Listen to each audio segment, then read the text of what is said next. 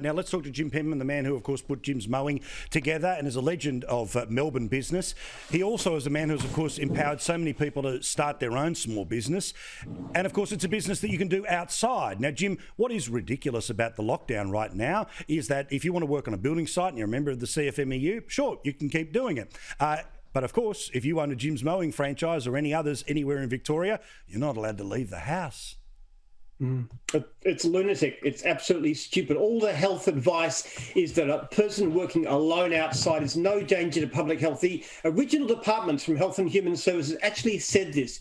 The Premier changed this with a casual comment at a press conference.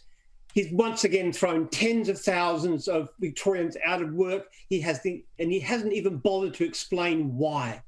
He has such contempt for Victorians. I mean, I have just been banging on about it because it is just the basic common sense and it doesn't get a run on the 6 p.m. news and all the rest of it. But this city regional divide is something we have to deal with first before we can slowly sort of peel away the nonsense that's happening in Melbourne. We are now multiple days into the lockdown, supposedly the variant that will pop its head up within 24 hours, that supposedly you can brush past somebody and get, yet 0.001% of the 250,000 people who have gone and got a test have actually ended up with COVID. So we all know COVID exists, but it is not as is being presented by the Victorian government. There is no justification for that regional lockdown. Do you believe that thing should be lifted, yesterday?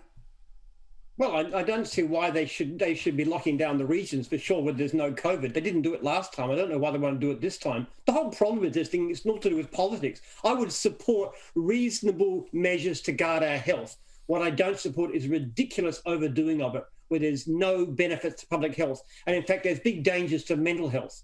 It costs a lot when you throw tens of thousands out of work for no reason. So how does it work that a council worker can use a lawnmower in Melbourne right now, but one of your franchisees can't use a lawnmower in Melbourne right now? What exactly is the special powers they have in the council high-vis vests?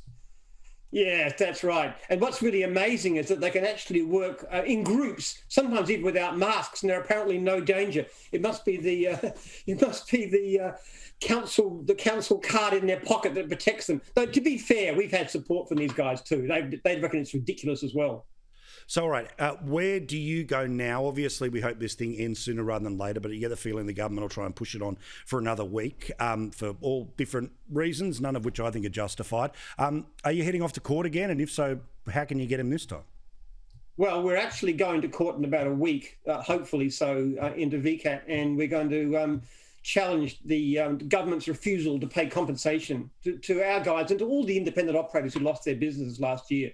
So it's interesting. They don't control the courts. They're doing their best to fight it. They've got QCs and up there. I'm paying all the costs for our test case, and we're very optimistic that we'll get it. And if we don't, we'll appeal it. But also, let's imagine that all the personalities are going to stay the same. All of their thinking is going to be the same. There's going to be state of emergency legislation, which will need to be introduced again. We'll end up sailing through the upper house again. Do you think they have to put something in it that either tells us when lockdowns are in place or outlines compensation as part of that scheme so you know what is coming? I'd love to think so, but this government is a law to itself. It's accountable to nobody. The only people that are speaking out are certain sections of the media, like yourself. The rest is just cowed into... People tell me you're brave to do it, but I don't depend on the state government. I don't do any contracts with them. I don't care what the Premier thinks of me. So I'll support my people. I'm with you, mate. I couldn't care less about the save the environment. Don't worry about the Christmas cards from Spring Street. Thank you so much, Jim. Keep up the good fight and all the best to everyone who's got your face on their trailers and everyone else who's out there trying to get a quid the hard way.